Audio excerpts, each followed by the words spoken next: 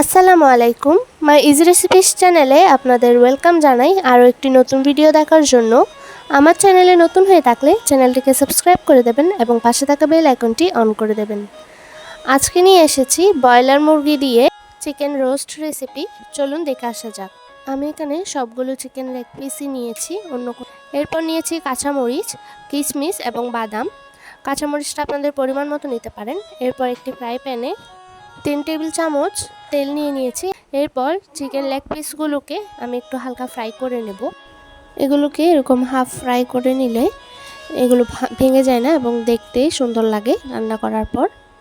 তো এভাবে করে নিচ্ছি। কিছুক্ষণ পর পর একটু উল্টে পাল্টে দিচ্ছি।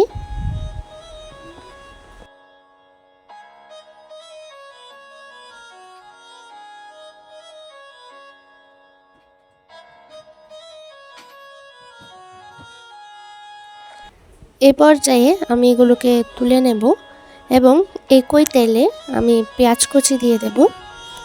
এখানে আমি মাঝারি সাইজের 3টি পেঁয়াজ কুচি করে নিয়েছি, এগুলো দিয়ে দিচ্ছি।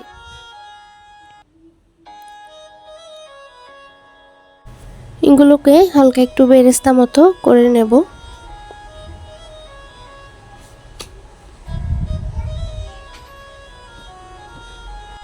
এই পর্যায়ে একটু পেঁয়াজ তুলে নিতে পারেন। আমি বাকি পেঁয়াজগুলোতে দিয়ে দিচ্ছি 1 টেবিল চামচ পেঁয়াজ বাটা, 1 চা চামচ মতো দিয়ে দিয়েছি রসুন বাটা এবং 1 চা চামচ থেকে একটু কম দিয়ে দিয়েছি আদা বাটা। রসুনটা বেশি দিলে কিন্তু এগুলো রসুনের গন্ধ হয়ে যায়, আপনারা চাইলে কম বেশি করতে পারেন। এরপর দিয়ে দিয়েছি চিকেন রোস্ট মশলা। এরপর দিয়ে দিচ্ছি প্রথমে যে বাদাম, কাঁচামরিচ, কিশমিশ একসাথে ব্লেন্ড করে রেখেছিলাম ওগুলো। এরপর দিয়ে দিচ্ছি স্বাদ মতো লবণ। এরপর সবগুলোকে একটু ভালোভাবে মিশিয়ে ঢাকনা দিয়ে রেখে দেব।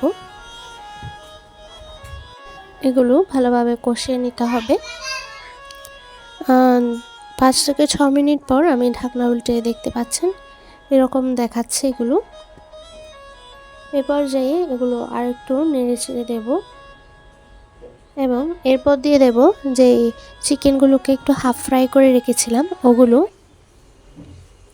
আপনারা চাইলে এখানে চিকেনের যে কোনো পিস নিতে পারেন। এরপর এগুলোকে ভালোভাবে নেড়ে ছেড়ে একটু মাখা মাখা করতে হবে। এরপর আমি এখানে দিয়ে দেব তরল দুধটা দিয়ে দিব। এখানে আমি 1 কাপ মতো তরল দুধ দিয়েছি। এরপর এগুলো ভালোভাবে আবারও মিশিয়ে নেব। মিশিয়ে নেওয়ার পর এগুলো ঢাকনা দিয়ে রেখে দেব 6 থেকে 7 মিনিটের জন্য। চিকেনগুলো যেহেতু হাফ ফ্রাই করা ছিল এগুলো অতক্ষণ লাগবে না সেদ্ধ হওয়ার জন্য। এরপর দেখতে পাচ্ছেন আমি 6-7 মিনিট পর ঢাকনা উল্টিয়ে এখানে দারচিনি, তেজপাতা এবং কিছু দিয়ে দেব এলাচ। দেখতে পাচ্ছেন কয়টা করে দিয়েছি।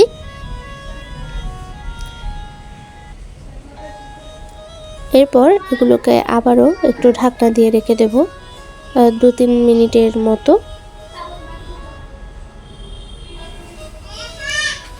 দেখতে পাচ্ছেন এই পর্যায়ে দিয়ে দেব 1 চা চামচ মতো ঘি, উপর থেকে একটু ছড়িয়ে দেব।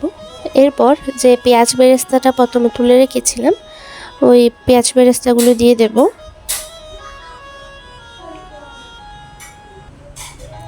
দেখতে পাচ্ছেন আমার চিকেন রোস্ট কিন্তু হয়ে গিয়েছে। এগুলোকে এবার পরিবেশন করে নেব। দেখতে পাচ্ছেন কত দ্রুতই চিকেন রোস্ট রান্না হয়ে যায়। আমার ভিডিওটি দেখে আপনারাও বানিয়ে নিতে পারেন।